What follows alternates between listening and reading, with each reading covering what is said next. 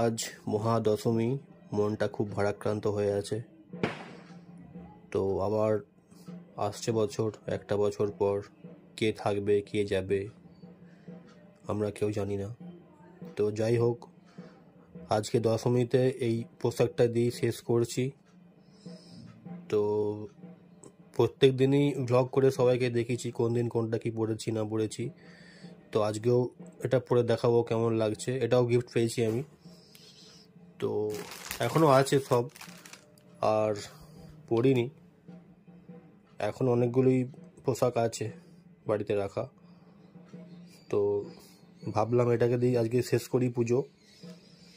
তো দেখো এই টি শার্টটা কেমন দেখতে হয়েছে সবাই জানাও।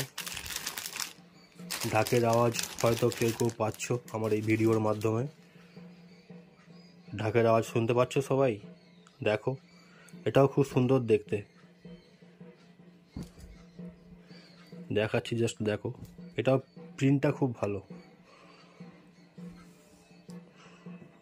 দেখো খুব ভালো প্রিন্ট, একদম কটনের, পুরো সফট। দেখো,